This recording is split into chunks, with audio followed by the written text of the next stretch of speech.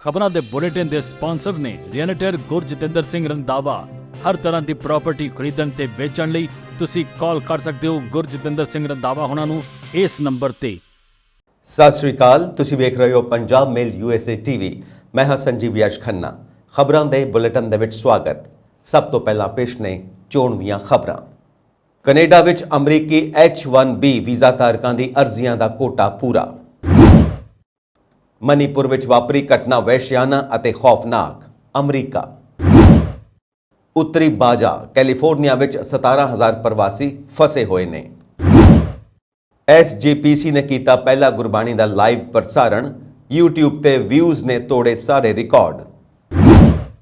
New Mexico ਦੇ ਰੇਗਿਸਤਾਨ ਵਿੱਚ ਤਾਪਮਾਨ ਵਧਣ ਕਾਰਨ ਮੌਤਾਂ ਦੀ ਗਿਣਤੀ 96 ਹੋਈ।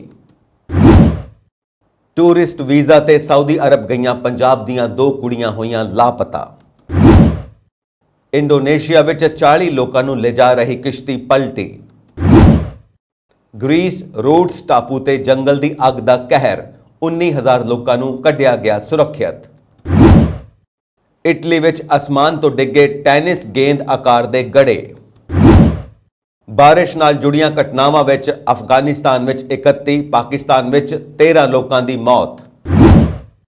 ਮਣੀਪੁਰ ਘਟਨਾ ਦਾ ਸੰਸਦ ਤੱਕ ਸੇਕ, ਵਿਰੋਧੀ ਪਾਰਟੀਆਂ ਤੋਂ ਬਣਿਆ ਇੰਡੀਆ ਨੇ ਕੀਤਾ ਵਿਰੋਧ ਪ੍ਰਦਰਸ਼ਨ। ਪੰਜਾਬ ਵਿੱਚ ਅਗਲੇ 5 ਦਿਨਾਂ ਲਈ ਭਾਰੀ ਮੀਂਹ ਦਾ ਅਲਰਟ, ਮੌਸਮ ਵਿਭਾਗ ਨੇ ਜਾਰੀ ਕੀਤੀ ਚੇਤਾਵਨੀ। ਹੁਣ ਖਬਰਾਂ ਵਿਸਥਾਰ ਦੇ ਵਿੱਚ।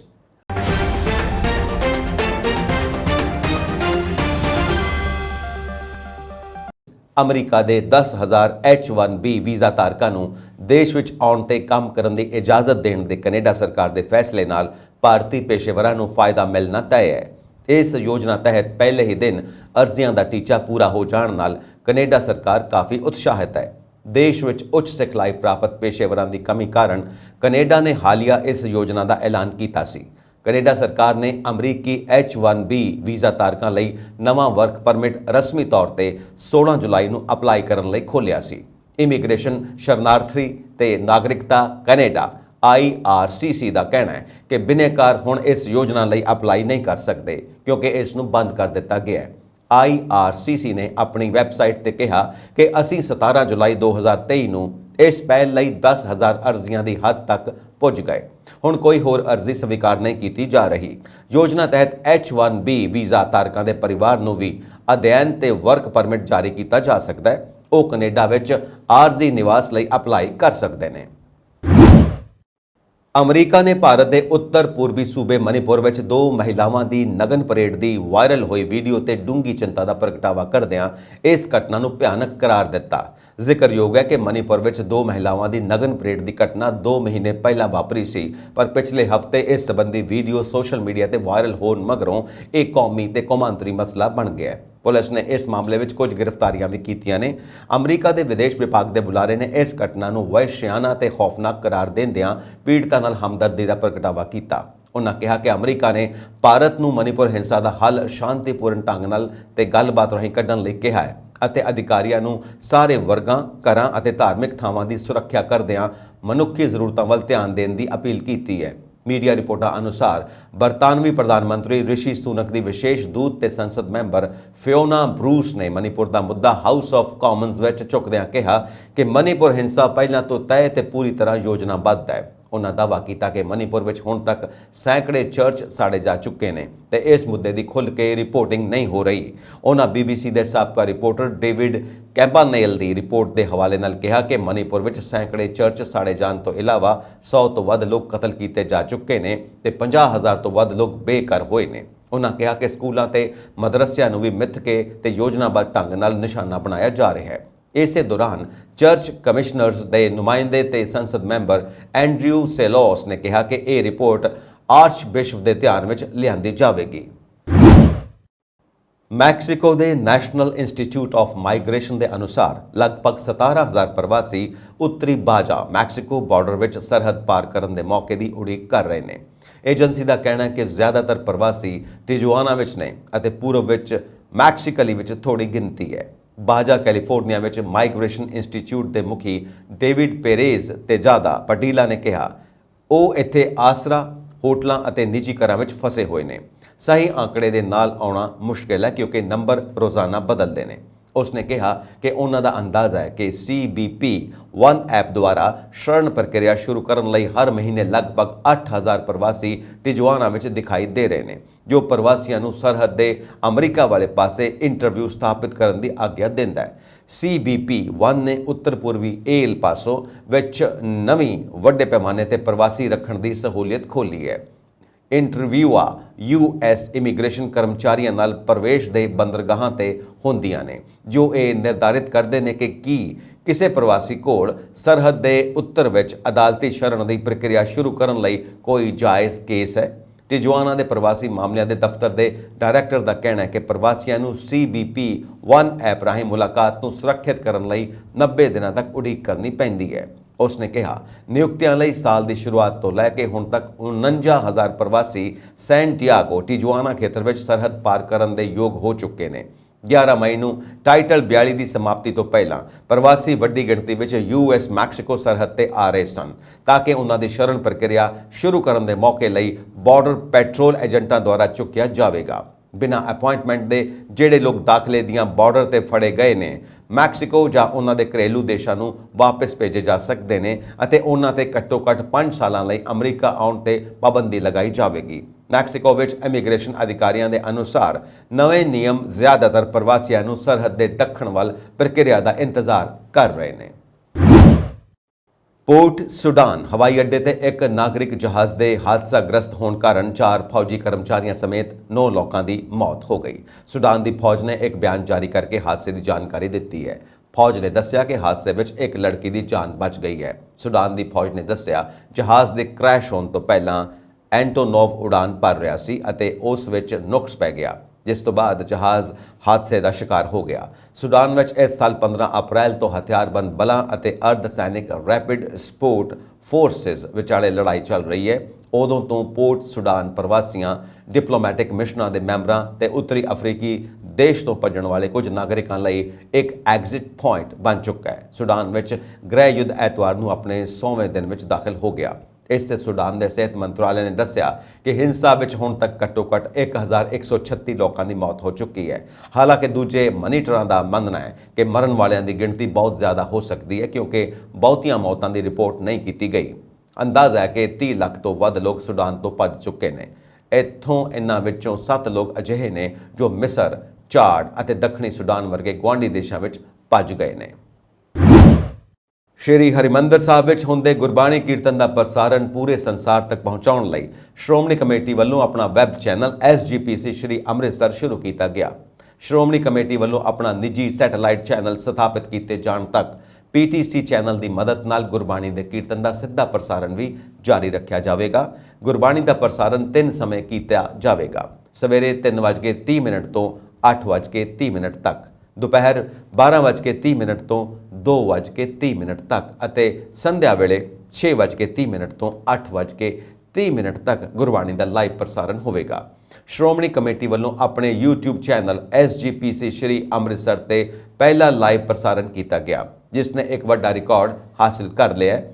SGPC ਸ਼੍ਰੀ ਅੰਮ੍ਰਿਤਸਰ ਤੇ ਗੁਰਬਾਣੀ ਦੇ ਹੋਏ ਲਾਈਵ ਪ੍ਰਸਾਰਣ ਨੇ ਵਿਊਜ਼ ਨੂੰ ਲੈ ਕੇ ਰਿਕਾਰਡ ਤੋੜ ਦਿੱਤਾ ਹੈ। ਜਦੋਂ ਗੁਰਬਾਣੀ ਲਾਈਵ ਕੀਤੀ ਜਾ ਰਹੀ ਸੀ ਤਾਂ ਕਰੀਬ 12 ਤੋਂ 15,000 ਲੋਕ ਇਸ ਨੂੰ ਲਾਈਵ ਦੇਖ ਰਹੇ ਸਨ। ਪ੍ਰਸਾਰਣ ਦੇ ਆਖਰੀ ਸਮੇਂ ਇਹ ਵਿਊਜ਼ ਕਰੀਬ 40,000 ਤੱਕ ਹੋ ਗਏ ਸਨ। ਲਾਈਵ ਸਟ੍ਰੀਮ ਬੰਦ ਹੋਣ ਤੋਂ ਬਾਅਦ ਵੀ ਸਵੇਰ ਦੇ ਪ੍ਰਸਾਰਣ ਦੇ ਵਿਊਜ਼ ਲਗਾਤਾਰ ਵਧ ਰਹੇ ਨੇ। ਫਿਲਹਾਲ ਸ਼੍ਰੋਮਣੀ ਕਮੇਟੀ ਸ਼੍ਰੀ ਦਰਬਾਰ ਸਾਹਿਬ ਤੋਂ ਗੁਰਬਾਣੀ ਦਾ ਲਾਈਵ ਪ੍ਰਸਾਰਣ ਸੰਗਤਾਂ ਤੱਕ YouTube channel SGPC Shri Amritsar ਰਾਹੀਂ ਹੀ ਪਹੁੰਚਾਇਆ ਜਾਇਆ ਕਰੇਗਾ। 3 ਮਹੀਨੇ ਤੱਕ ਸ਼੍ਰੋਮਣੀ ਕਮੇਟੀ ਆਪਣਾ TV ਚੈਨਲ ਵੀ ਬਣਾ ਲਵੇਗੀ। ਸ਼੍ਰੀ ਅਕਾਲ ਤਖਤ ਸਾਹਿਬ ਦੇ ਜਥੇਦਾਰ ਗਿਆਨੀ ਰਘਬੀਰ ਸਿੰਘ ਨੇ ਹੁਕਮਾਂ ਤੋਂ ਬਾਅਦ ਸ਼੍ਰੋਮਣੀ ਕਮੇਟੀ ਨੇ TV ਲਈ ਹਾਲ ਹੀ ਦੀ ਕੜੀ PTC ਨੂੰ ਹੀ ਅਧਿਕਾਰ ਦਿੱਤੇ ਨੇ। ਚੈਨਲ ਦੀ ਸ਼ੁਰੂਆਤ ਗੁਰਮਤਿ ਰਵਾਇਤ ਅਨੁਸਾਰ ਅਖੰਡ ਪਾਠ ਦਾ ਭੋਗ ਪਾ ਕੇ ਕੀਤੀ ਗਈ। ਇਸ ਮਗਰੋਂ ਗੁਰਦੁਆਰਾ ਮੰਜੀ ਸਾਹਿਬ ਦੀਵਾਨ ਹਾਲ ਵਿੱਚ ਵਿਸ਼ੇਸ਼ ਸਮਾਗਮ ਕੀਤਾ ਗਿਆ। ਸ਼੍ਰੋਮਣੀ ਕਮੇਟੀ ਦੇ ਪ੍ਰਧਾਨ ਨੇ ਵੈਬ ਚੈਨਲ ਦੀ ਆਰੰਭਤਾ ਮੌਕੇ ਸੰਗਤਾਂ ਨੂੰ ਵਧਾਈ ਦਿੰਦਿਆਂ ਆਖਿਆ ਕਿ ਜਲਦੀ ਹੀ ਸੈਟੇਲਾਈਟ ਚੈਨਲ ਵੀ ਸ਼ੁਰੂ ਕੀਤਾ ਜਾਵੇਗਾ। ਉਹਨਾਂ ਸਪਸ਼ਟ ਕੀਤਾ ਕਿ ਸ਼੍ਰੀ ਹਰਿਮੰਦਰ ਸਾਹਿਬ ਤੋਂ ਗੁਰਬਾਣੀ ਪ੍ਰਸਾਰਣ ਦੇ ਸਾਰੇ ਅਧਿਕਾਰ ਸ਼੍ਰੋਮਣੀ ਕਮੇਟੀ ਕੋਲ ਹੀ ਰਹਿਣਗੇ ਅਤੇ ਹੋਰ ਕੋਈ ਚੈਨਲ ਇਸ ਨੂੰ ਨਹੀਂ ਚਲਾ ਸਕੇਗਾ। ਮੈਕਸੀਕੋ ਬਾਰਡਰ ਤੋਂ ਗੈਰ ਕਾਨੂੰਨੀ ਤੌਰ ਤੇ ਅਮਰੀਕਾ ਪਹੁੰਚਣ ਵਾਲੇ ਬਹੁਤ ਸਾਰੇ ਪ੍ਰਵਾਸੀ ਤਪਦੀ ਗਰਮੀ ਕਾਰਨ ਰਸਤੇ ਵਿੱਚ ਮਾਰੇ ਜਾ ਰਹੇ ਨੇ। ਕੁਝ ਥਾਵਾਂ ਤੇ ਬਾਰਡਰ ਪਾਰ ਕਰਨ ਲਈ ਰੇਗਿਸਤਾਨ ਚੋਂ ਹੋ ਕੇ ਜਾਣਾ ਪੈਂਦਾ ਹੈ। ਦਿਨ ਦੇ ਸਮੇਂ ਤਾਪਮਾਨ ਜ਼ਿਆਦਾ ਹੋਣ ਕਾਰਨ ਇਹ ਥਾਵਾਂ ਜ਼ਿਆਦਾ ਤਪ ਜਾਂਦੀਆਂ ਨੇ। ਗੈਰ ਕਾਨੂੰਨੀ ਪ੍ਰਵਾਸੀਆਂ ਦੇ ਨਾਲ ਆ ਰਹੇ ਸਮਗਲਰ ਇਹਨਾਂ ਨੂੰ ਭੱਜ ਕੇ ਜਾਣ ਲਈ ਮਜਬੂਰ ਕਰਦੇ ਨੇ, ਜੋ ਕਿ ਹਰੇਕ ਲਈ ਮੁਮਕਿਨ ਨਹੀਂ ਹੁੰਦਾ। ਕਈ ਵਾਰੀ ਇਹਨਾਂ ਨੂੰ ਪੀਣ ਲਈ ਪਾਣੀ ਵੀ ਨਸੀਬ ਨਹੀਂ ਹੁੰਦਾ। ਲੂ ਲੱਗਣ ਕਾਰਨ ਬਹੁਤ ਲੋਕ ਰਸਤੇ ਵਿੱਚ ਹੀ ਦਮ ਤੋੜ ਦਿੰਦੇ ਨੇ। US ਬਾਰਡਰ ਪੈਟਰੋਲ ਫਿਰ ਪ੍ਰਵਾਸੀਆਂ ਨੂੰ ਤਸਕਰਾਂ ਤੇ ਭਰੋਸਾ ਨਾ ਕਰਨ ਲਈ ਕਹਿ ਰਿਹਾ ਹੈ, ਜੋ ਉਹਨਾਂ ਨੂੰ ਦੱਸ ਰਹੇ ਨੇ ਕਿ 3 ਅੰਕਾਂ ਦੀ ਗਰਮੀ ਵਿੱਚ ਦੱਖਣੀ ਨਿਊ ਮੈਕਸੀਕੋ ਦੇ ਮਾਰੂਥਲ ਨੂੰ ਪਾਰ ਕਰਨਾ ਸੁਰੱਖਿਅਤ ਹੈ। ਇਹ ਪਟੀਸ਼ਨ ਉਦੋਂ ਆਈ ਜਦੋਂ ਇਸ ਵਿੱਤੀ ਸਾਲ ਵਿੱਚ ਐਲ ਪਾਸੋ ਸਕੈਕਟਰ ਵਿੱਚ ਸਰਹੱਦੀ ਏਜੰਟਾਂ ਦੁਆਰਾ ਲੱਭੇ ਗਏ ਮ੍ਰਿਤਕ ਵਿਅਕਤੀਆਂ ਦੀ ਗਿਣਤੀ ਇਸ ਹਫ਼ਤੇ 96 ਤੱਕ ਪਹੁੰਚ ਗਈ। ਜ਼ਿਆਦਾਤਰ ਲਾਸ਼ਾਂ Santa Teresa border patrol station ਖੇਤਰ ਵਿੱਚ ਮਿਲੀਆਂ ਨੇ। ਇਹ ਸਨਲੈਂਡ ਪਾਰਕ ਦੇ ਮਾਊਂਟ ਕ੍ਰਿਸਟੋ ਰੇ ਤੋਂ ਕੋਲੰਬਸ ਨਿਊ ਮੈਕਸੀਕੋ ਦੇ ਨੇੜੇ ਫੈਲਿਆ ਹੋਇਆ ਹੈ। ਬਾਰਡਰ ਪੈਟਰੋਲ ਦਾ ਕਹਿਣਾ ਹੈ ਕਿ ਕਾਉਂਟੀ ਵਿੱਚ ਜਿੱਥੇ ਲਾਸ਼ਾਂ ਮਿਲੀਆਂ ਨੇ, ਸਿਰਫ ਮੈਡੀਕਲ ਜਾਂਚਕਰਤਾ ਹੀ ਲਾਸ਼ਾਂ ਦੀ ਪਛਾਣ ਦਾ ਨਿਸ਼ਚਿਤ ਤੌਰ ਤੇ ਪਤਾ ਲਗਾ ਸਕਦੇ ਨੇ। ਪਰ ਏਜੰਸੀ ਦੇ ਅਧਿਕਾਰੀਆਂ ਦਾ ਕਹਿਣਾ ਹੈ ਕਿ ਉਹਨਾਂ ਵਿੱਚੋਂ ਜ਼ਿਆਦਾਤਰ ਪ੍ਰਵਾਸੀ ਨੇ।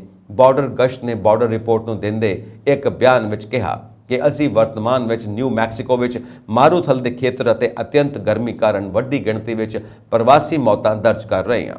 ਪ੍ਰਵਾਸੀਆਂ ਕੋਲ ਲੋੜੀਂਦਾ ਪਾਣੀ ਨਹੀਂ ਹੈ ਅਤੇ ਘੱਟ ਤੋਂ ਘੱਟ ਛਾਂ ਹੈ। ਬਾਰਡਰ ਅਧਿਕਾਰੀਆਂ ਅਨੁਸਾਰ ਤਸਕਰਾਂ ਦੁਆਰਾ ਪ੍ਰਵਾਸੀਆਂ ਨੂੰ ਗਲਤ ਜਾਣਕਾਰੀ ਦਿੱਤੀ ਜਾ ਰਹੀ ਹੈ ਕਿ ਬਾਰਡਰ ਏਜੰਟ ਦਿਨ ਦੇ ਸਮੇਂ ਗਸ਼ਤ ਬੰਦ ਕਰ ਦਿੰਦੇ ਨੇ, ਪਰ ਅਜਿਹਾ ਨਹੀਂ ਹੈ। ਗਸ਼ਤ ਦਿਨ ਰਾਤ ਜਾਰੀ ਰਹਿੰਦੀ ਹੈ।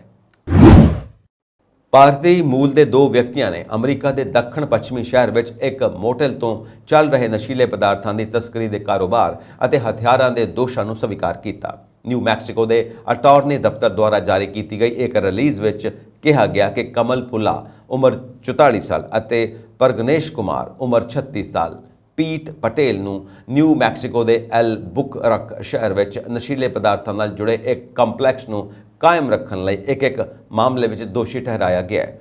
ਪੁੱਲਾ ਅਤੇ ਪਟੇਲ ਦੇ ਨਾਲ ਉਹਨਾਂ ਦੇ ਸਾਥੀ ਜੋਨਾਥਨ ਕ੍ਰਾਫਟ ਨੂੰ ਵੀ ਸਾਜ਼ਿਸ਼ ਰਚਨ ਅਤੇ ਹਥਿਆਰ ਜਾਂ ਗੋਲਾ ਬਾਰੂਦ ਰੱਖਣ ਲਈ ਦੋਸ਼ੀ ਠਹਿਰਾਇਆ ਗਿਆ ਹੈ। ਪੁੱਲਾ ਅਤੇ ਕ੍ਰਾਫਟ, ਜਿਨ੍ਹਾਂ ਨੂੰ 2019 ਵਿੱਚ ਇੱਕ ਸੰਘੀ ਗ੍ਰੈਂਡ ਜਿਊਰੀ ਦੁਆਰਾ ਦੋਸ਼ੀ ਠਹਿਰਾਇਆ ਗਿਆ ਸੀ, ਸਜ਼ਾ ਸੁਣਾਏ ਜਾਣ ਤੱਕ ਹਿਰਾਸਤ ਵਿੱਚ ਰਹਿਣਗੇ। ਅਦਾਲਤੀ ਰਿਕਾਰਡਾਂ ਦੇ ਅਨੁਸਾਰ ਪਟੇਲ 7640 ਸੈਂਟਰਲ ਐਵੀਨਿਊ SE ਵਿਖੇ ਬੈਸਟ ਚੁਆਇਸ ਇਨ ਦਾ ਮਾਲਿਕ ਸੀ ਅਤੇ ਸਤੰਬਰ 2017 ਤੋਂ ਮਾਰਚ 2018 ਤੱਕ ਉਹ ਔਨ ਸਾਈਟ ਮੈਨੇਜਰ ਸੀ, ਜਦੋਂ ਕਿ ਪੁੱਲਾ ਨੇ ਪਟੇਲ ਤੋਂ ਜਾਇਦਾਦ ਲੀਜ਼ ਤੇ ਲਈ ਅਤੇ ਜਾਂ ਔਨ ਸਾਈਟ ਮੈਨੇਜਰ ਦਾ ਅਹੁਦਾ ਸੰਭਾਲ ਲਿਆ। ਕ੍ਰਾਫਟ ਬੈਸਟ ਚੁਆਇਸ ਇਨ ਵਿੱਚ ਰਹਿੰਦਾ ਸੀ ਅਤੇ ਕੰਮ ਕਰਦਾ ਸੀ, ਜਦੋਂ ਕਿ ਪੁੱਲਾ ਦੂਰ ਸੀ ਤਾਂ ਇੰਚਾਰਜ ਹੋਣ ਦਾ ਦਾਅਵਾ ਕਰਦਾ ਸੀ। ਪੁੱਲਾ ਅਤੇ ਪਟੇਲ ਦੇ ਨਾਲ ਉਹਨਾਂ ਦੇ ਸਾਥੀ ਜੋਨਾਥਨ ਕ੍ਰਾਫਟ ਨੂੰ ਵੀ ਸਾਜ਼ਿਸ਼ ਰਚਨ ਅਤੇ ਹਥਿਆਰ ਜਾਂ ਗੋਲਾ ਬਾਰੂਦ ਰੱਖਣ ਲਈ ਦੋਸ਼ੀ ਠਹਿਰਾਇਆ ਗਿਆ ਹੈ। ਦੁਨੀਆ ਭਰ ਵਿੱਚ ਸਿੱਖ ਭਾਈਚਾਰਾ ਆਪਣੀ ਦਰਿਆਦਲੀ ਲਈ ਜਾਣਿਆ ਜਾਂਦਾ ਹੈ। ਆਸਟ੍ਰੇਲੀਆ ਵਿੱਚ ਵੀ ਵੱਡੀ ਗਿਣਤੀ ਵਿੱਚ ਸਿੱਖ ਭਾਈਚਾਰੇ ਦੇ ਲੋਕ ਰਹਿੰਦੇ ਨੇ। ਤਾਜ਼ਾ ਮਾਮਲੇ ਵਿੱਚ ਬ੍ਰਿਸਬੇਨ ਮੈਂਗੋ ਹਿਲ ਟਾਊਨ ਨੇੜੇ ਪੰਜਾਬੀ ਮੂਲ ਦੇ ਇੱਕ ਸਿੰਘ ਨੇ ਇੱਕ ਗੋਰੀ ਔਰਤ ਦੀ ਮਦਦ ਕਰਨ ਲਈ ਆਪਣੀ ਦਸਤਾਰ ਲਾ ਕੇ ਉਸ ਦੇ ਸਿਰ ਤੇ ਬੰਨ੍ਹ ਦਿੱਤੀ। ਜਾਣਕਾਰੀ ਮੁਤਾਬਕ ਜਦੋਂ ਸਿੰਘ ਆਪਣੇ ਬੇਟੇ ਨਾਲ ਸ਼ਾਪਿੰਗ ਸੈਂਟਰ ਤੋਂ ਗਰੋਸਰੀ ਲੈ ਕੇ ਘਰ ਪਰਤ ਰਿਹਾ ਸੀ ਤਾਂ ਰਸਤੇ ਵਿੱਚ ਇੱਕ ਗੋਰੀ ਔਰਤ ਨੇ ਉਹਨਾਂ ਨੂੰ ਮਦਦ ਲਈ ਆਵਾਜ਼ ਦਿੱਤੀ। ਸਿੰਘ ਤੁਰੰਤ ਕਾਰ ਵਿੱਚੋਂ ਉਤਰਿਆ ਅਤੇ ਦੇਖਿਆ ਕਿ ਕਰੀਬ 80 ਸਾਲਾ ਔਰਤ ਦੇ ਸਿਰ ਵਿੱਚੋਂ ਕਾਫੀ ਲਹੂ ਵਗ ਚੁੱਕਾ ਸੀ। ਮੌਕੇ ਤੇ ਪਹੁੰਚ ਸਿੰਘ ਨੇ ਬਜ਼ੁਰਗ ਔਰਤ ਦੀ ਮਦਦ ਕੀਤੀ। ਖੂਨ ਵਗਦਾ ਹੋਣ ਕਾਰਨ ਉਸਨੇ ਆਪਣੀ ਦਸਤਾਰ ਉਤਾਰ ਕੇ ਔਰਤ ਦੇ ਸਿਰ ਤੇ ਬੰਨ੍ਹ ਦਿੱਤੀ ਤਾਂ ਜੋ ਉਸ ਦੀ ਜਾਨ ਬਚਾਈ ਜਾ ਸਕੇ। ਦਸਤਾਰ ਬੰਨ੍ਹਣ ਤੇ ਖੂਨ ਵਗਣਾ ਬੰਦ ਹੋਇਆ ਤਾਂ ਔਰਤ ਨੂੰ ਕੁਝ ਹੌਸਲਾ ਹੋਇਆ। ਜਾਣਕਾਰੀ ਮੁਤਾਬਿਕ ਔਰਤ ਦਾ ਗਿੱਟਾ ਵੀ ਟੁੱਟ ਚੁੱਕਾ ਸੀ, ਇਸ ਲਈ ਉਹਨਾਂ ਨੇ ਤੁਰੰਤ ਐਂਬੂਲੈਂਸ ਦੀ ਕਾਲ ਕੀਤੀ। ਸੂਚਨਾ ਮਿਲਦੇ ਹੀ ਐਂਬੂਲੈਂਸ ਅਧਿਕਾਰੀ ਮੌਕੇ ਤੇ ਪਹੁੰਚੇ ਤੇ ਮੁੱਢਲੀ ਇਲਾਜ ਪ੍ਰਣਾਲੀ ਮਗਰੋਂ ਔਰਤ ਨੂੰ ਹਸਪਤਾਲ ਲੈ ਗਏ। ਇਸ ਮੌਕੇ ਔਰਤ ਦਾ ਪਤੀ ਵੀ ਮੌਕੇ ਤੇ ਮੌਜੂਦ ਸੀ। ਗੌਰੀ ਔਰਤ ਦੀ ਮਦਦ ਕਰਨ ਵਾਲੇ ਸਿੰਘ ਨੇ ਆਪਣੀ ਪਛਾਣ ਜਨਤਕ ਨਾ ਕਰਨ ਦੀ ਤਾਕੀਦ ਕੀਤੀ ਹੈ। ਉਧਰ ਬਜ਼ੁਰਗ ਔਰਤ ਨੇ ਆਪਣੀ ਇਸ ਸਭ ਲਈ ਸਿੰਘ ਦਾ ਧੰਨਵਾਦ ਕੀਤਾ ਅਤੇ ਸਿੰਘ ਭਾਈਚਾਰੇ ਦੀ ਤਾਰੀਫ ਕੀਤੀ। ਜਾਣਕਾਰੀ ਮੁਤਾਬਿਕ ਔਰਤ ਦੀ ਕਾਰ ਅੱਗੇ ਕੋਈ ਕੁੱਤਾ ਆ ਜਾਣ ਕਾਰਨ ਇਹ ਹਾਦਸਾ ਵਾਪਰਿਆ ਤਾਂ ਕੁੱਤੇ ਨੂੰ ਬਚਾਉਣ ਦੀ ਕੋਸ਼ਿਸ਼ ਵਿੱਚ ਬਜ਼ੁਰਗ ਔਰਤ ਨੂੰ ਗੰਭੀਰ ਸੱਟਾਂ ਲੱਗੀਆਂ। ਭਾਰਤੀ ਸੈਨਿਕਾਂ ਦੀਆਂ ਮਹਾਨ ਕੁਰਬਾਨੀਆਂ ਨੂੰ ਯਾਦ ਕਰਦੇ ਹੋਏ ਮੋਨੋਟੋਨ ਦੇ ਕਮਿਊਨ ਅਤੇ ਇਤਾਲਵੀ ਫੌਜੀ ਇਤਿਹਾਸਕਾਰਾਂ ਨੇ ਸ਼ਨੀਵਾਰ ਨੂੰ ਇਟਲੀ ਦੇ ਪੇਰੀਗੁਆ ਦੇ ਮੋਨਟੋਨ ਵਿੱਚ VC ਯਸ਼ਵੰਤ ਘਾਟਕੇ ਸੰਜੀਅਲ ਮੈਮੋਰੀਅਲ ਦਾ ਉਦਘਾਟਨ ਕੀਤਾ, ਜੋ ਦੂਜੇ ਵਿਸ਼ਵ ਯੁੱਧ ਦੇ ਦੌਰਾਨ ਇਟਾਲੀਅਨ ਮੁਹਿੰਮ ਦੌਰਾਨ ਲੜਨ ਵਾਲੇ ਭਾਰਤੀ ਫੌਜੀਆਂ ਨੂੰ ਸ਼ਰਧਾਂਜਲੀ ਦੇ ਰੂਪ ਦੇ ਵਿੱਚ ਸੀ। ਸੁਰੱਖਿਆ ਮੰਤਰਾਲੇ ਦੀ ਇੱਕ ਅਧਿਕਾਰਿਤ ਰਿਲੀਜ਼ ਵਿੱਚ ਕਿਹਾ ਗਿਆ ਕਿ ਇਸ ਸਮਾਰਕ ਦਾ ਨਾਮ ਵਿਕਟੋਰੀਆ ਕ੍ਰਾਸ ਦੇ ਨਾਇਕ ਯਸ਼ਵੰਤ ਖਾਟਕੇ ਦੇ ਨਾਂ ਤੇ ਰੱਖਿਆ ਗਿਆ ਹੈ, ਜੋ ਕਿ ਅਪਰ ਟਾਈਬਰ ਵੈਲੀ ਦੀਆਂ ਉਚਾਈਆਂ ਤੇ ਲੜੀਆਂ ਜਾਣ ਵਾਲੀਆਂ ਲੜਾਈਆਂ ਦੌਰਾਨ ਮਾਰਿਆ ਗਿਆ। ਇਟਲੀ ਵਿੱਚ ਭਾਰਤ ਦੀ ਰਾਜਦੂਤ ਨੀਨਾ ਮਲਹੋਤਰਾ ਨੇ ਸਮਾਰੋਹ ਦੌਰਾਨ ਭਾਰਤ ਦੀ ਨੁਮਾਇੰਦਗੀ ਕੀਤੀ। ਇਸ ਮੌਕੇ ਵੱਡੀ ਗਿਣਤੀ ਵਿੱਚ ਇਟਲੀ ਦੇ ਨਾਗਰਿਕ, ਵਿਸ਼ੇਸ਼ ਮਹਿਮਾਨ ਅਤੇ ਇਟਾਲੀਅਨ ਹਥਿਆਰਬੰਦ ਬਲਾਂ ਦੇ ਮੈਂਬਰ ਵੀ ਸ਼ਾਮਿਲ ਹੋਏ। ਇਟਲੀ ਵਿੱਚ ਭਾਰਤੀ ਦੂਤਘਰ ਨੇ ਇੱਕ ਟਵੀਟ ਵਿੱਚ ਕਿਹਾ, ਮੌਂਟੋਨ ਦੇ ਰਾਜਦੂਤ ਅਤੇ ਮੇਅਰ ਨੇ ਇਤਾਲਵੀ ਮੁਹਿੰਮ ਵਿੱਚ ਭਾਰਤੀ ਸੈਨਿਕਾਂ ਦੀ ਬਹਾਦਰੀ ਅਤੇ ਬਲੀਦਾਨ ਦੀ ਯਾਦ ਵਿੱਚ ਯਸ਼ਵੰਤ ਕਾਗੇ ਸਮਾਰਕ ਦਾ ਉਦਘਾਟਨ ਕੀਤਾ ਹੈ। ਇਹ ਯਾਦਗਾਰ ਮੌਂਟੋਨ ਦੇ ਯੁੱਧ ਦੇ ਮੈਦਾਨਾਂ ਵਿੱਚ ਭਾਰਤ ਅਤੇ ਇਟਲੀ ਦਰਮਿਆਨ ਬਣੇ ਵਿਸ਼ੇਸ਼ ਸਬੰਧਾਂ ਦੀ ਸ਼ੁਰੂਆਤ ਨੇ ਦਰਸਾਉਂਦੀ ਹੈ। ਭਾਰਤੀ ਦੂਤਘਰ ਨੇ ਅੱਗੇ ਲਿਖਿਆ ਕਿ ਯਸ਼ਵੰਤ ਖਾਟਕੇ ਸੰਡਿਆਲ ਮੈਮੋਰੀਅਲ ਦਾ ਉਦਘਾਟਨ ਭਾਰਤ ਅਤੇ ਇਟਲੀ ਵਿਚਕਾਰ ਵਿਲੱਖਣ ਇਤਿਹਾਸਕ ਸਬੰਧਾਂ ਨੂੰ ਹੋਰ ਡੂੰਘਾ ਕਰੇਗਾ। ਇੱਕ ਵਿਸ਼ੇਸ਼ ਪੋਸਟਕਾਰਡ ਵੀ ਜਾਰੀ ਕੀਤਾ ਗਿਆ। ਇਟਲੀ ਦੀ ਸਰਕਾਰ, ਫੌਜੀ ਇਤਿਹਾਸਕਾਰ ਅਤੇ ਵਿਸ਼ੇਸ਼ ਮਹਿਮਾਨ ਇਸ ਮੌਕੇ ਮੌਜੂਦ ਸਨ। ਭਾਰਤੀ ਸੈਨਿਕਾਂ ਨੇ ਦੂਜੇ ਵਿਸ਼ਵ ਯੁੱਧ ਦੌਰਾਨ ਇਟਾਲੀਅਨ ਮੁਹਿੰਮ ਵਿੱਚ ਕੇਂਦਰੀ ਭੂਮਿਕਾ ਨਿਭਾਈ, ਜਿਸ ਵਿੱਚ 4th, 8ਵੀਂ ਅਤੇ 10ਵੀਂ ਡਿਵੀਜ਼ਨ ਦੇ 50,000 ਤੋਂ ਵੱਧ ਭਾਰਤੀ ਫੌਜੀ ਸ਼ਾਮਿਲ ਸਨ। ਇਟਲੀ ਵਿੱਚ ਜਿੱਤੇ ਗਏ 20 ਵਿਕਟੋਰੀਆ ਕ੍ਰਾਸ ਵਿੱਚੋਂ 6 ਭਾਰਤੀ ਸੈਨਿਕਾਂ ਨੇ ਜਿੱਤੇ ਸਨ। ਅਧਿਕਾਰਿਤ ਰਿਲੀਜ਼ ਨੇ ਅੱਗੇ ਕਿਹਾ ਕਿ 23,722 ਭਾਰਤੀ ਸੈਨਿਕ ਮਾਰੇ ਗਏ, ਜਿਨ੍ਹਾਂ ਵਿੱਚੋਂ 5,782 ਭਾਰਤੀ ਸੈਨਿਕਾਂ ਨੇ ਸਰਬੋਤਮ ਕੁਰਬਾਨੀ ਦਿੱਤੀ। ਪੂਰੇ ਇਟਲੀ ਵਿੱਚ ਫੈਲੇ 40 ਰਾਸ਼ਟਰਮੰਡਲ ਯੁੱਧ ਕਬਰਾਂ ਵਿੱਚ ਭਾਰਤੀ ਸੈਨਿਕਾਂ ਨੂੰ ਯਾਦ ਕੀਤਾ ਜਾਂਦਾ ਹੈ। ਇਸ ਸਮਾਰਕ ਵਿੱਚ ਭਾਰਤੀ ਫੌਜ ਸੰਬੰਧੀ ਇੱਕ ਤਖਤੀ ਵੀ ਲਗਾਈ ਗਈ ਹੈ। ਇਸ ਸਮਾਰਕ ਦਾ ਮਨੋਰਥ ਓਮਿਓਨਸ ਸਬ ਏਡੀਓਨ ਸੋਲ ਹੈ, ਜਿਸ ਦਾ ਅੰਗਰੇਜ਼ੀ ਵਿੱਚ ਅਨੁਵਾਦ ਹੈ ਕਿ ਅਸੀਂ ਸਾਰੇ ਇੱਕ ਸੂਰਜ ਦੇ ਹੇਠਾਂ ਰਹਿੰਦੇ ਹਾਂ। ਇਟਾਲੀਅਨ ਮੁਹਿੰਮ ਦੌਰਾਨ ਯੋਗਦਾਨਾਂ ਦਾ ਸਨਮਾਨ ਕਰਦੇ ਹੋਏ ਇਸ ਸਮਾਰਕ ਦਾ ਉਦਘਾਟਨ ਇਸ ਤੱਥ ਦਾ ਪ੍ਰਮਾਣ ਹੈ ਕਿ ਇਟਲੀ ਦੂਜੇ ਵਿਸ਼ਵ ਯੁੱਧ ਦੌਰਾਨ ਭਾਰਤੀ ਸੈਨਿਕਾਂ ਦੁਆਰਾ ਮਹਾਨ ਕੁਰਬਾਨੀਆਂ ਅਤੇ ਯੋਗਦਾਨਾਂ ਦਾ ਬਹੁਤ ਸਨਮਾਨ ਕਰਦਾ ਹੈ। ਸੰਯੁਕਤ ਅਰਬ ਅਮੀਰਾਤ UAE ਵਿੱਚ ਪੰਜਾਬ ਦੀਆਂ 2 ਕੁੜੀਆਂ ਦੇ ਲਾਪਤਾ ਹੋਣ ਦੀ ਜਾਣਕਾਰੀ ਸਾਹਮਣੇ ਆਈ ਹੈ। ਇੰਨਾ ਹੀ ਨਹੀਂ, ਕੁੜੀਆਂ ਦੇ ਮਾਪਿਆਂ ਦਾ ਵੀ ਪਿਛਲੇ 1 ਹਫ਼ਤੇ ਤੋਂ ਉਹਨਾਂ ਨਾਲ ਸੰਪਰਕ ਨਹੀਂ ਹੋ ਪਾ ਰਿਹਾ। ਭਾਜਪਾ ਆਗੂ ਮਨਜਿੰਦਰ ਸਿੰਘ ਸਿਰਸਾ ਨੇ ਆਪਣੇ ਸੋਸ਼ਲ ਮੀਡੀਆ ਅਕਾਊਂਟ ਤੇ ਇਸ ਬਾਰੇ ਜਾਣਕਾਰੀ ਸਾਂਝੀ ਕੀਤੀ। ਉਹਨਾਂ ਨੇ ਟਵੀਟ ਕਰਕੇ ਲਿਖਿਆ ਕਿ ਭਾਰਤ ਸਰਕਾਰ ਆਬੂ ਧਾਬੀ ਨੂੰ ਇਸ ਬਾਰੇ ਸੁਚੇਤ ਕਰੇ ਅਤੇ ਉਹ ਜਲਦੀ ਤੋਂ ਜਲਦੀ ਇਹਨਾਂ ਕੁੜੀਆਂ ਦੀ ਜਾਣਕਾਰੀ ਸਾਂਝੀ ਕਰਨ। ਪ੍ਰਾਪਤ ਜਾਣਕਾਰੀ ਅਨੁਸਾਰ ਪੰਜਾਬ ਦੀਆਂ ਦੋਵੇਂ ਕੁੜੀਆਂ ਦੀ ਪਛਾਣ ਮਨਪ੍ਰੀਤ ਕੌਰ ਉਮਰ 25 ਸਾਲ ਅਤੇ ਹਰਪ੍ਰੀਤ ਕੌਰ ਉਮਰ 21 ਸਾਲ ਵਜੋਂ ਹੋਈ ਹੈ। ਇਹ ਦੋਵੇਂ ਕੁੜੀਆਂ 2 ਮਈ 2023 ਨੂੰ ਕੰਮ ਲਈ UAE ਦੇ ਸ਼ਾਰਜਾ ਗਈਆਂ ਸਨ। ਕਰੀਬ 1.5 ਮਹੀਨੇ ਤੋਂ ਦੋਵੇਂ ਕੁੜੀਆਂ ਆਪਣੇ ਪਰਿਵਾਰਾਂ ਨਾਲ ਗੱਲਬਾਤ ਕਰ ਰਹੀਆਂ ਸਨ, ਪਰ ਪਿਛਲੇ 1 ਹਫ਼ਤੇ ਤੋਂ ਉਹਨਾਂ ਦਾ ਫੋਨ ਤੇ ਕੋਈ ਸੰਪਰਕ ਨਹੀਂ ਹੋ ਰਿਹਾ, ਜਿਸ ਕਾਰਨ ਪਰਿਵਾਰ ਚਿੰਤਾ ਵਿੱਚ ਹੈ। ਇੰਡੋਨੇਸ਼ੀਆ ਦੇ ਸੁਲਾਵੇਸੀ ਟਾਪੂ ਨੇੜੇ ਇੱਕ ਕਿਸ਼ਤੀ ਪਲਟਣ ਕਾਰਨ ਘੱਟੋ-ਘੱਟ 15 ਲੋਕਾਂ ਦੀ ਮੌਤ ਹੋ ਗਈ ਅਤੇ 19 ਹੋਰ ਲਾਪਤਾ ਨੇ। ਬਚਾਅ ਕਰਮਚਾਰੀਆਂ ਨੇ ਸੋਮਵਾਰ ਨੂੰ ਇਹ ਜਾਣਕਾਰੀ ਦਿੱਤੀ। ਕਿਸ਼ਤੀ ਵਿੱਚ ਸਮਰੱਥਾ ਤੋਂ ਵੱਧ ਲੋਕ ਸਵਾਰ ਸਨ। ਬੂਟਨ ਖੋਜ ਅਤੇ ਬਚਾਅ ਮੁਹਿੰਮ ਦੇ ਮੁਖੀ ਮੁਹੰਮਦ ਅਰਾਫਾ ਨੇ ਦੱਸਿਆ ਕਿ ਕਿਸ਼ਤੀ ਬੂਟਨ ਸੈਂਟਰਲ ਰੀਜੈਂਸੀ ਦੇ ਲੈਂਟੋ ਪਿੰਡ ਤੋਂ ਦੱਖਣ ਪੂਰਬੀ ਸੁਲਾਵੇਸੀ ਸੂਬੇ ਦੇ ਲਾਗੇ ਪਿੰਡ ਜਾ ਰਹੀ ਸੀ। ਲੱਕੜ ਦੀ ਕਿਸ਼ਤੀ ਵਿੱਚ 20 ਲੋਕਾਂ ਦੇ ਬੈਠਣ ਦੀ ਸਮਰੱਥਾ ਸੀ, ਪਰ ਇਸ ਵਿੱਚ 40 ਲੋਕ ਸਵਾਰ ਸਨ। ਅਰਾਫਾ ਨੇ ਕਿਹਾ ਕਿ ਬਚਾਅ ਕਰਤਾ 19 ਲਾਪਤਾ ਲੋਕਾਂ ਦੀ ਭਾਲ ਕਰ ਰਹੇ ਨੇ। 15 ਲਾਸ਼ਾਂ ਬਰਾਮਦ ਕੀਤੀਆਂ ਗਈਆਂ ਨੇ। ਉਹਨਾਂ ਵਿੱਚ ਕਿਹਾ ਕਿ 6 ਲੋਕਾਂ ਨੂੰ ਬਚਾ ਲਿਆ ਗਿਆ। ਉਹਨਾਂ ਦੱਸਿਆ ਕਿ ਬਚਾਅ ਕਾਰਜ ਲਈ 3 ਰਬੜ ਦੀਆਂ ਕਿਸ਼ਤੀਆਂ, 2 ਮੱਛੀ ਫੜਨ ਵਾਲੀਆਂ ਕਿਸ਼ਤੀਆਂ ਅਤੇ 6 ਗੋਤਾਖੋਰ ਤੈਨਾਤ ਕੀਤੇ ਗਏ ਨੇ। ਯੂਨਾਨ ਦੇ ਰੋਡਸ ਟਾਪੂ ਤੇ ਜੰਗਲ ਵਿੱਚ ਅੱਗ ਦਾ ਕਹਿਰ ਜਾਰੀ ਹੈ। 6ਵੇਂ ਦਿਨ ਵੀ ਅੱਗ ਦੀਆਂ ਲਪਟਾਂ ਕਾਰਨ ਤਕਰੀਬਨ 19,000 ਲੋਕਾਂ ਨੂੰ ਸੁਰੱਖਿਅਤ ਸਥਾਨਾਂ ਤੇ ਪਹੁੰਚਾਇਆ ਗਿਆ। ਗ੍ਰੀਕ ਅਧਿਕਾਰੀਆਂ ਨੇ ਐਤਵਾਰ ਨੂੰ ਇਹ ਜਾਣਕਾਰੀ ਦਿੱਤੀ। ਜਲਵਾਯੂ ਪਰਿਵਰਤਨ ਅਤੇ ਨਾਗਰਿਕ ਰੱਖਿਆ ਮੰਤਰਾਲੇ ਨੇ ਕਿਹਾ ਕਿ ਦੇਸ਼ ਵਿੱਚ ਇਹ ਪਹਿਲੀ ਵਾਰ ਹੈ ਜਦੋਂ ਜੰਗਲਾਂ ਵਿੱਚ ਅੱਗ ਲੱਗਣ ਕਾਰਨ ਇੰਨੇ ਲੋਕਾਂ ਨੂੰ ਬਾਹਰ ਕੱਢਿਆ ਗਿਆ। ਸਥਾਨਕ ਪੁਲਿਸ ਨੇ ਦੱਸਿਆ ਕਿ 12 ਪਿੰਡਾਂ ਅਤੇ ਕਈ ਹੋਟਲਾਂ ਤੋਂ 16,000 ਲੋਕਾਂ ਨੂੰ ਜ਼ਮੀਨੀ ਮਾਰਗਾਂ ਅਤੇ 3,000 ਨੂੰ ਜਲ ਮਾਰਗਾਂ ਰਾਹੀਂ ਕੱਢਿਆ ਗਿਆ ਸੀ ਅਤੇ ਕਿਸੇ ਵੀ ਜਾਨੀ ਨੁਕਸਾਨ ਦੀ ਕੋਈ ਰਿਪੋਰਟ ਨਹੀਂ ਮਿਲੀ। 6 ਲੋਕਾਂ ਨੂੰ ਸਾਹ ਲੈਣ ਵਿੱਚ ਸਮੱਸਿਆ ਹੋਣ ਕਾਰਨ ਹਸਪਤਾਲ ਵਿੱਚ ਦਾਖਲ ਕਰਵਾਇਆ ਗਿਆ ਸੀ, ਜਿਨ੍ਹਾਂ ਨੂੰ ਬਾਅਦ ਵਿੱਚ ਛੁੱਟੀ ਦੇ ਦਿੱਤੀ ਗਈ। ਅਧਿਕਾਰੀਆਂ ਨੇ ਦੱਸਿਆ ਕਿ ਜੰਗਲ ਦੀ ਅੱਗ ਬੁਝਾਉਣ ਲਈ ਐਤਵਾਰ ਸਵੇਰੇ 266 ਦਮਕਲ ਕਰਮੀ ਅਤੇ 49 ਫਾਇਰ ਇੰਜਨ ਤੈਨਾਤ ਕੀਤੇ ਗਏ ਸਨ। ਇਸ ਕੰਮ ਵਿੱਚ 5 ਹੈਲੀਕਾਪਟਰ ਅਤੇ 10 ਹਵਾਈ ਜਹਾਜ਼ ਵੀ ਸ਼ਾਮਿਲ ਕੀਤੇ ਗਏ। ਹੋਰ 15 ਫਾਇਰ ਇੰਜਨਾਂ ਦੇ ਆਪਰੇਸ਼ਨ ਵਿੱਚ ਸ਼ਾਮਿਲ ਹੋਣ ਦੀ ਉਮੀਦ ਹੈ। ਇਟਲੀ ਦੇ ਉੱਤਰੀ ਖੇਤਰ ਵੈਨੇਟੋ ਵਿੱਚ ਬੁੱਧਵਾਰ ਰਾਤ ਨੂੰ ਟੈਨਿਸ ਬਾਲ ਆਕਾਰ ਦੇ ਗੜੇ ਡਿੱਗੇ, ਜਿਸ ਨਾਲ ਘੱਟੋ-ਘੱਟ 110 ਲੋਕ ਜ਼ਖਮੀ ਹੋ ਗਏ। ਸਥਾਨਕ ਅਧਿਕਾਰੀਆਂ ਮੁਤਾਬਕ 10 ਸੈਂਟੀਮੀਟਰ ਵਿਆਸ ਤੱਕ ਗੜੇ ਡਿੱਗੇ। ਵੇਨੇਟੋ ਖੇਤਰੀ ਨਾਗਰਿਕ ਸੁਰੱਖਿਆ ਨੇ ਕਿਹਾ ਕਿ ਭਾਰੀ ਮੀਂਹ ਅਤੇ ਗੜੇਮਾਰੀ ਕਾਰਨ ਜਾਇਦਾਦ ਦਾ ਨੁਕਸਾਨ ਅਤੇ ਸੱਟਾਂ ਕਾਰਨ ਐਮਰਜੈਂਸੀ ਸੇਵਾਵਾਂ ਨੂੰ ਮਦਦ ਲਈ 500 ਤੋਂ ਵੱਧ ਕਾਲਾਂ ਪ੍ਰਾਪਤ ਹੋਈਆਂ। ਮੈਟਰੋ ਦੀ ਰਿਪੋਰਟ ਮੁਤਾਬਕ ਤੂਫਾਨ ਦੌਰਾਨ ਹਵਾ ਦੀ ਰਫ਼ਤਾਰ 140 ਮੀਲ ਪ੍ਰਤੀ ਘੰਟਾ ਸੀ। ਰਾਸ਼ਟਰੀ ਸਮੁੰਦਰੀ ਅਤੇ ਵਾਯੂਮੰਡਲ ਪ੍ਰਸ਼ਾਸਨ ਅਨੁਸਾਰ 10-15 ਸੈਂਟੀਮੀਟਰ ਦੇ ਵੱਡੇ ਗੜੇ 44 ਤੋਂ 72 ਮੀਲ ਪ੍ਰਤੀ ਘੰਟੇ ਦੀ ਰਫ਼ਤਾਰ ਨਾਲ ਡਿੱਗੇ। CNN ਦੀ ਰਿਪੋਰਟ ਮੁਤਾਬਕ ਬਰਸਾਤ ਦੇ ਖਤਮ ਹੋਣ ਤੋਂ ਬਾਅਦ ਕਰਮਚਾਰੀ ਟੂਟੀਆਂ ਖਿੜਕੀਆਂ ਤੋਂ ਸ਼ੀਸ਼ੇ ਹਟਾ ਰਹੇ ਸਨ ਅਤੇ ਤੂਫਾਨ ਨਾਲ ਬੁਰੀ ਤਰ੍ਹਾਂ ਨੁਕਸਾਨੇ ਗਏ ਦਰੱਖਤਾਂ ਅਤੇ ਹੋਰ ਪੌਦਿਆਂ ਨੂੰ ਸਾਫ਼ ਕਰ ਰਹੇ ਸਨ। ਇਟਲੀ ਵਿੱਚ ਇਹ ਭਿਆਨਕ ਤੂਫਾਨ ਉਦੋਂ ਆਇਆ ਜਦੋਂ ਦੇਸ਼ ਦਾ ਜ਼ਿਆਦਾਤਰ ਹਿੱਸਾ ਅੱਤ ਦੀ ਗਰਮੀ ਨਾਲ ਜੂਝ ਰਿਹਾ ਹੈ। ਤਾਪਮਾਨ ਵਧਣ ਕਾਰਨ ਦੇਸ਼ ਭਰ ਦੇ ਸ਼ਹਿਰਾਂ ਵਿੱਚ ਰੈੱਡ ਹੀਟ ਅਲਰਟ ਜਾਰੀ ਕੀਤਾ ਗਿਆ। ਸਥਾਨਕ ਲੋਕਾਂ ਅਤੇ ਸੈਲਾਨੀਆਂ ਨੂੰ ਸਵੇਰੇ 11 ਵਜੇ ਤੋਂ ਸ਼ਾਮ 6 ਵਜੇ ਤੱਕ ਘਰ ਦੇ ਅੰਦਰ ਰਹਿਣ ਦੀ ਚੇਤਾਵਨੀ ਦਿੱਤੀ ਗਈ ਹੈ। ਇਤਾਲਵੀ ਮੌਸਮ ਵਿਗਿਆਨ ਸੁਸਾਇਟੀ ਦੇ ਮੁਖੀ ਲੂਕਾ ਮਰਕਲੀ ਨੇ CNN ਨੂੰ ਦੱਸਿਆ ਕਿ ਯੂਰਪ ਵਿੱਚ ਇਸ ਸਾਲ ਮੌਸਮ ਵਿੱਚ ਨਾਟਕੀ ਤਬਦੀਲੀ ਦੇਖਣ ਨੂੰ ਮਿਲੀ ਹੈ। ਇਟਲੀ, ਸਪੇਨ ਅਤੇ ਗ੍ਰੀਸ ਨੂੰ ਕਈ ਦਿਨਾਂ ਤੋਂ ਭਿਆਨਕ ਗਰਮੀ ਦਾ ਸਾਹਮਣਾ ਕਰਨਾ ਪੈ ਰਿਹਾ ਹੈ। ਇਟਲੀ ਦੀ ਰਾਜਧਾਨੀ ਰੋਮ ਵਿੱਚ ਮੰਗਲਵਾਰ ਨੂੰ ਤਾਪਮਾਨ 41 ਡਿਗਰੀ ਸੈਲਸੀਅਸ ਦੇ ਨਵੇਂ ਰਿਕਾਰਡ ਪੱਧਰ ਤੱਕ ਪਹੁੰਚਣ ਦੀ ਆਸ ਹੈ। ਇਟਾਲੀਅਨ ਮੌਸਮ ਵਿਗਿਆਨ ਸੁਸਾਇਟੀ ਦੇ ਪ੍ਰਮੁੱਖ ਲੂਕਾ ਮਰਕਲੀ ਨੇ ਦੱਸਿਆ ਕਿ ਮਨੁੱਖ ਦੁਆਰਾ ਪੈਦਾ ਹੋਣ ਵਾਲਾ ਜਲਵਾਯੂ ਸੰਕਟ ਤੇਜ਼ ਹੁੰਦਾ ਜਾ ਰਿਹਾ ਹੈ। ਵਿਗਿਆਨੀ ਸਪਸ਼ਟ ਨੇ ਕਿ ਮੌਸਮ ਵਿੱਚ ਬਹੁਤ ਜ਼ਿਆਦਾ ਤਬਦੀਲੀਆਂ ਹੋਣ ਦੀ ਉਮੀਦ ਹੈ। ਅਫਗਾਨਿਸਤਾਨ ਵਿੱਚ ਬਾਰਿਸ਼ ਕਾਰਨ ਆਏ ਭਿਆਨਕ ਹੜ੍ਹਾਂ ਕਾਰਨ ਪਿਛਲੇ 3 ਦਿਨਾਂ ਵਿੱਚ ਘੱਟੋ-ਘੱਟ 31 ਲੋਕਾਂ ਦੀ ਮੌਤ ਹੋ ਗਈ, ਜਦਕਿ ਦਰਜਨਾਂ ਲੋਕ ਲਾਪਤਾ ਦੱਸੇ ਜਾ ਰਹੇ ਨੇ। ਇਸ ਦੇ ਨਾਲ ਹੀ ਗੁਆਂਢੀ ਦੇਸ਼ ਪਾਕਿਸਤਾਨ ਵਿੱਚ ਭਾਰੀ ਮੀਂਹ ਅਤੇ ਜ਼ਮੀਨ ਖਿਸਕਣ ਕਾਰਨ 13 ਲੋਕਾਂ ਦੀ ਮੌਤ ਹੋ ਚੁੱਕੀ ਹੈ। ਅਫਗਾਨਿਸਤਾਨ ਦੇ ਕੁਦਰਤੀ ਆਫਤ ਪ੍ਰਬੰਧਨ ਮੰਤਰਾਲੇ ਦੇ ਬੁਲਾਰੇ ਸਫੀਦੁੱਲਾ ਰਹੀਮੀ ਨੇ ਐਤਵਾਰ ਨੂੰ ਦੱਸਿਆ ਕਿ ਘੱਟੋ-ਘੱਟ 31 ਲੋਕ ਮਾਰੇ ਗਏ, 74 ਲੋਕ ਜ਼ਖਮੀ ਹੋਏ, ਜਦੋਂ ਕਿ 41 ਹੋਰ ਲਾਪਤਾ ਨੇ। ਰਾਜਧਾਨੀ ਕਾਬੁਲ ਅਤੇ ਮੈਦਾਨ ਵਾਰਤਕ ਅਤੇ ਗਜ਼ਨੀ ਸੂਬਿਆਂ ਵਿੱਚ ਹੜ੍ਹ ਆਇਆ।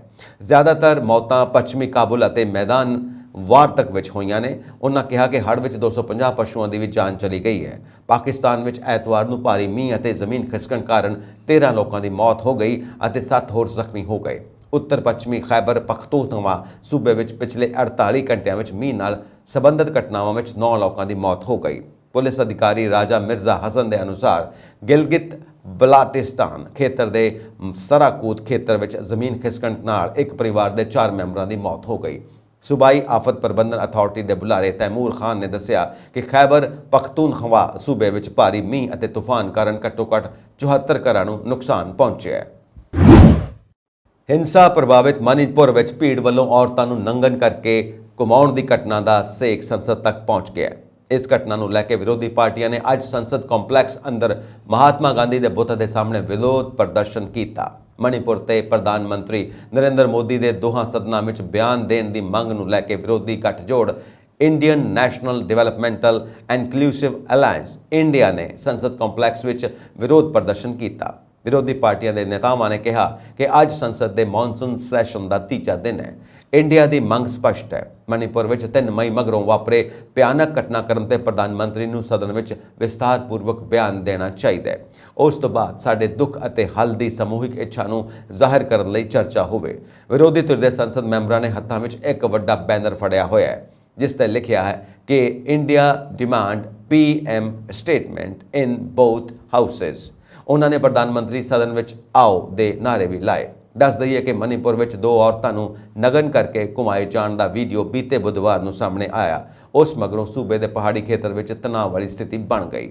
ਅਧਿਕਾਰੀਆਂ ਨੇ ਦੱਸਿਆ ਕਿ ਇਹ ਵੀਡੀਓ 4 ਮਈ ਦਾ ਹੈ। ਦੱਸ ਦਈਏ ਕਿ ਮਣੀਪੁਰ ਵਿੱਚ ਅਨੁਸੂਚਿਤ ਜਨਜਾਤੀ ਦਾ ਦਰਜਾ ਦੇਣ ਦੀ ਬਹੁਗਿਣਤੀ ਮੇਈਤੀ ਭਾਈਚਾਰੇ ਦੀ ਮੰਗ ਦੇ ਵਿਰੋਧ ਵਿੱਚ ਪਹਾੜੀ ਜ਼ਿਲ੍ਹਿਆਂ ਵਿੱਚ 3 ਮਈ ਨੂੰ ਆਦੀਵਾਸੀ ਇਕਜੁੱਟਤਾ ਮਾਰਚ ਦੇ ਆਯੋਜਨ ਮਗਰੋਂ ਸੂਬੇ ਵਿੱਚ ਭੜਕੀ ਜਾਤੀ ਹਿੰਸਾ ਵਿੱਚ ਹੁਣ ਤੱਕ 160 ਤੋਂ ਵਧੇਰੇ ਲੋਕਾਂ ਦੀ ਮੌਤ ਹੋ ਚੁੱਕੀ ਹੈ।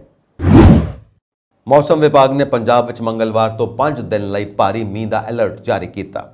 ਐਤਵਾਰ ਸਵੇਰੇ 8 ਵਜੇ ਤੱਕ ਅੰਮ੍ਰਿਤਸਰ ਵਿੱਚ 84.6 mm, ਫਰੀਦਕੋਟ ਵਿੱਚ 90.8, ਗੁਰਦਾਸਪੁਰ ਵਿੱਚ 10.3, SBS ਨਗਰ ਵਿੱਚ 8.4, ਫਿਰੋਜ਼ਪੁਰ ਵਿੱਚ 74.0, ਜਲੰਧਰ ਵਿੱਚ 54.5, ਮੋਗਾ ਵਿੱਚ 45.5, ਮੋਹਾਲੀ ਵਿੱਚ 4.0 mm ਦਾ ਮੀਂਹ ਪਿਆ। ਲਗਾਤਾਰ ਪੈ ਰਹੇ ਮੀਂਹ ਕਾਰਨ ਨਦੀਆਂ ਤੇ ਦਰਿਆਵਾਂ ਵਿੱਚ ਪਾਣੀ ਦਾ ਪੱਧਰ ਲਗਾਤਾਰ ਵਧ ਰਿਹਾ ਹੈ। ਡੇਰਾ ਬਾਬਾ ਨਾਨਕ ਗੁਰਦਾਸਪੁਰ ਵਿੱਚ ਰਾਵੀ ਦਰਿਆ ਓਵਰਫਲੋ ਹੋਣ ਕਾਰਨ ਪਿੰਡ ਕਣੀਏਕੇ, ਬੇਟ, ਸਹਾਰਨ, ਕੱਸੋਵਾਲ ਦੇ ਖੇਤਾਂ ਅਤੇ ਡੇਰਿਆਂ ਦਾ 5 ਦਿਨਾਂ ਤੋਂ ਸੰਪਰਕ ਟੁੱਟ ਗਿਆ।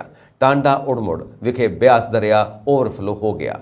ਇਸੇ ਤਰ੍ਹਾਂ ਪਠਾਨਕੋਟ ਵਿੱਚ ਹਿਮਾਚਲ ਪ੍ਰਦੇਸ਼ ਨੂੰ ਪੰਜਾਬ ਨਾਲ ਜੋੜਨ ਵਾਲੇ ਚੱਕੀ ਪੁਲ ਦੀ ਜਾਂਚ ਕਰਨ ਪਹੁੰਚੇ NHAI ਦੇ ਅਧਿਕਾਰੀਆਂ ਨੇ ਕਿਹਾ ਕਿ ਹੁਣ ਇਸ ਨੂੰ ਬਚਾਉਣਾ ਮੁਸ਼ਕਿਲ ਹੈ। ਇਹ ਕਿਸੇ ਸਮੇਂ ਵੀ ਹਾਦਸੇ ਦਾ ਸ਼ਿਕਾਰ ਹੋ ਸਕਦਾ ਹੈ। ਇਸ ਲਈ ਹੁਣ ਲੋਕਾਂ ਨੂੰ ਆਉਣ ਵਾਲੇ ਸਮੇਂ ਵਿੱਚ 25 ਕਿਲੋਮੀਟਰ ਦਾ ਵਾਧੂ ਸਫ਼ਰ ਕਰਨਾ ਹੋਵੇਗਾ। ਇਹ ਸਨ ਅੱਜ ਦੀਆਂ ਮੁੱਖ ਖਬਰਾਂ। ਹੋਰ ਅਪਡੇਟਸ ਦੇ ਲਈ ਵੇਖਦੇ ਰਹੋ ਪੰਜਾਬ ਮੇਲ USA TV। ਸਤਿ ਸ਼੍ਰੀ ਅਕਾਲ।